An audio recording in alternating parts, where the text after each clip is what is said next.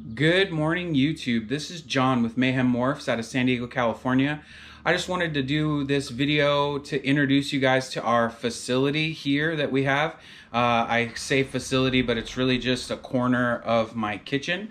Everything that I'm about to show you is just really kind of a quick overview, because everything you see here except the incubator right behind me will be changing in the next 6 weeks. If you follow us on Instagram at Mayhem Morphs, you could see that I posted a receipt for the rack that we just ordered from Freedom Breeder. I'm really excited. It's gonna replace all of this racking over here, all of these spare tubs, and everything is gonna fit nicely into one succinct spot.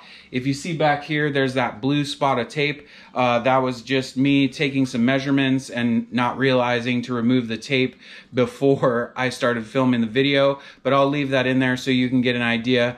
Once the Freedom Breeder rack gets here, I will do like a full review, full setup, full everything. It's Freedom Breeder. We all know that their racks are the best in the business, but still I want to be able to do a review from my standpoint with my setup and how the whole thing worked. It was super easy to get everything ordered. I called, and Julie from Freedom Breeder was awesome, helping walk me through the entire process. If you're looking for a new rack, I highly recommend taking a look at Freedom Breeder. They are expensive, but they are the best in the business. You are going to get what you pay for, and I am really excited for that rack to get here. So enough talking about me and all the cool stuff that's coming. Let's talk about what we have here now. We'll take a look at some snakes. We'll take a look at the current setup and what is going to be replaced. So we'll start off this video looking at the adult rack. This rack here is a Vision FB70 rack. That right there next to it is a little space heater I have. Because it's in the house, this area, you know, my house thermostat is set to probably 75, and the snakes prefer it just a tad hotter than that. So I have that space heater run off of this thermostat here. That just helps to keep the temp up in this area. The thermostat probe is right here, so it just is heating, it's heating the ambient air in this area. Just to help keep it a little warmer, because as the temp drops down into the low 70s, I want the snakes in this area to stay just a tad bit warmer than that. For those familiar with the racking systems, this is a Vision CB70 setup.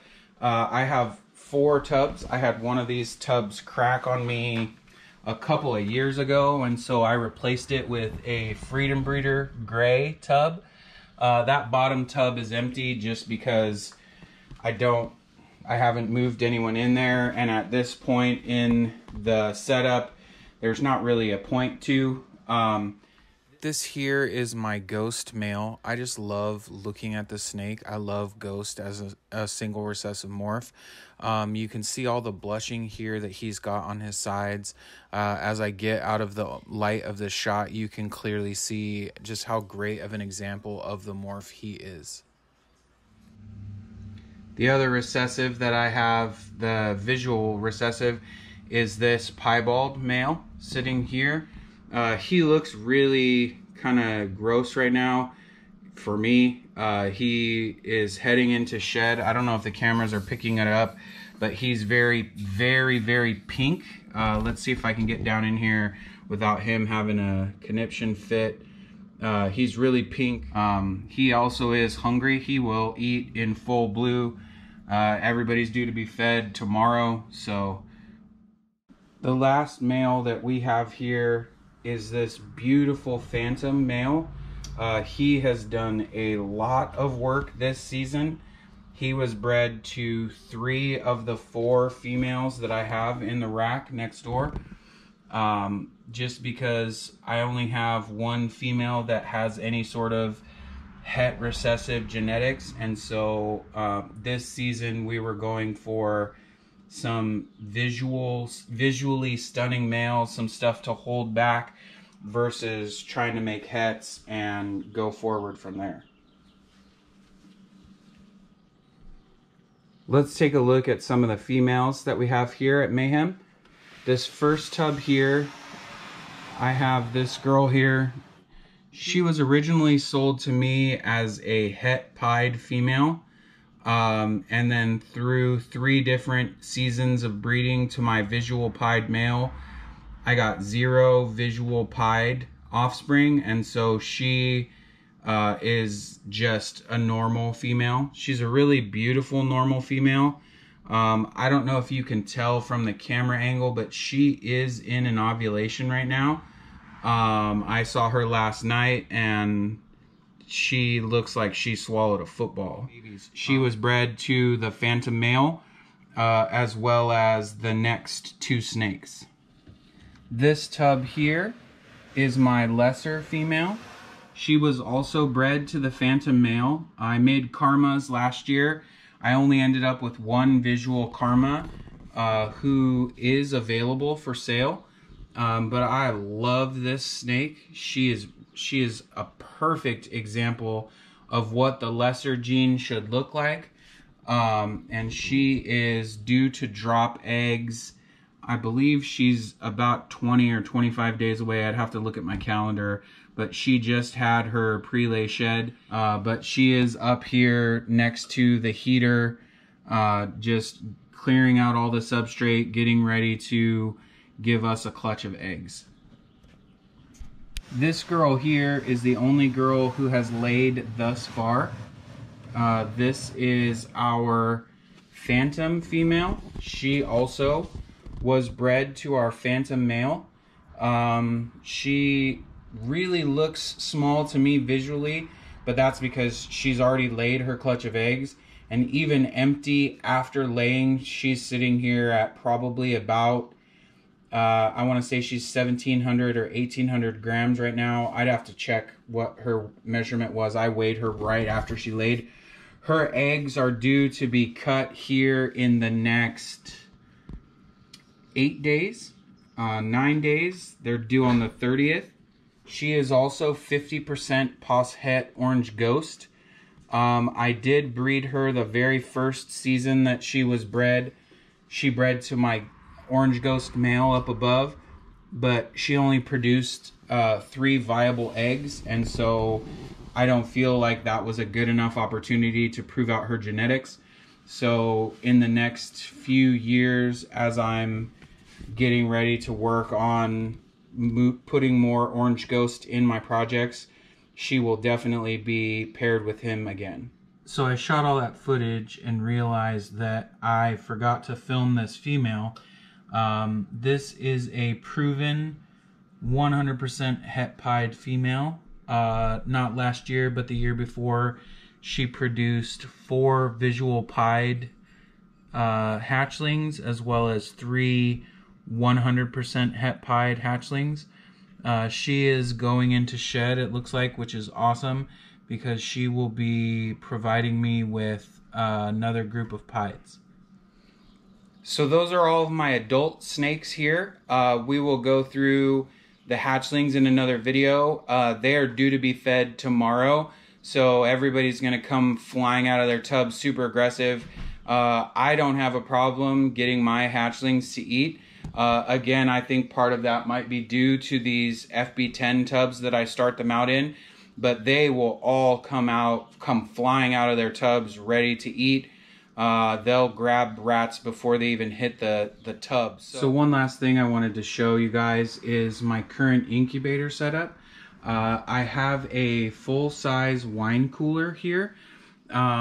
It will hold, I don't know how many clutches. I only have 4 females, but I built this intentionally with the vision of my snake collection growing rapidly.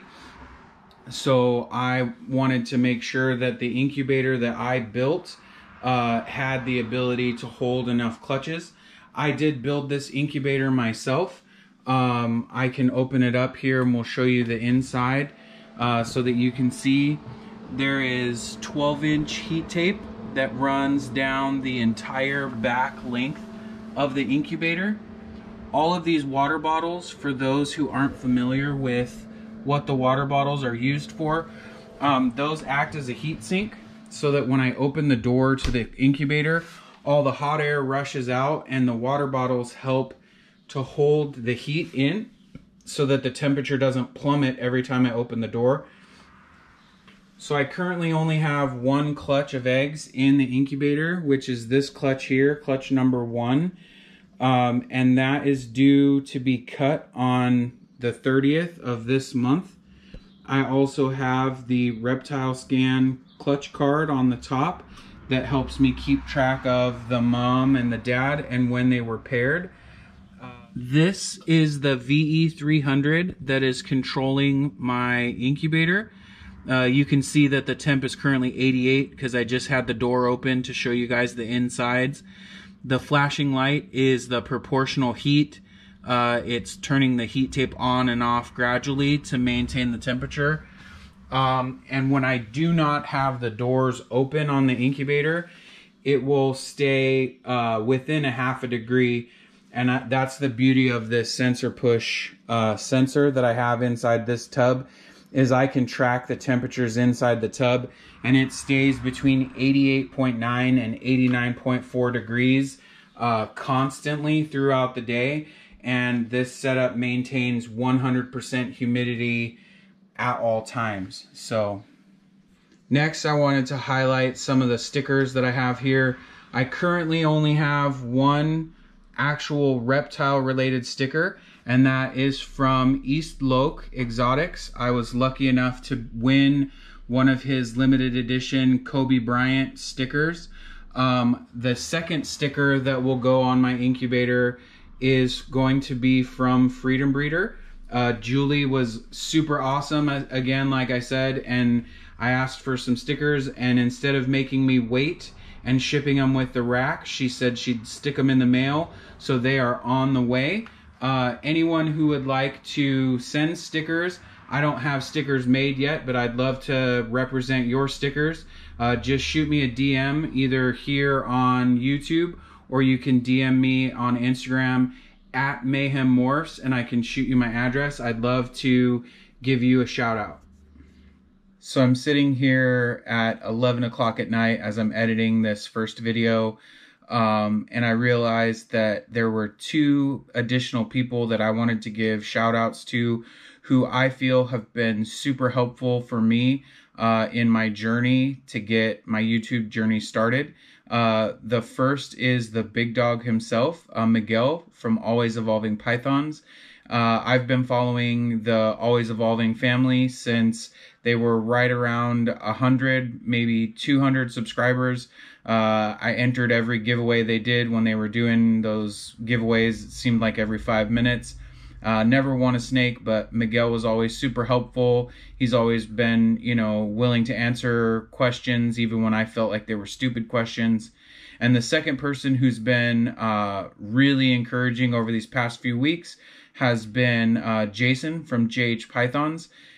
He's been really encouraging me both over YouTube conversations and via Instagram DMs, just encouraging me that, you know, there's no time that's going to feel right, and you just got to start and do it. So thanks to both of you guys for helping to push me to get this started, and I look forward to doing a meetup soon. I know you guys are only a couple hours away up in LA, so let's hang out once all this COVID stuff is over and grab some drinks or something. So that's all for this week, guys. Please remember to like, share, and subscribe.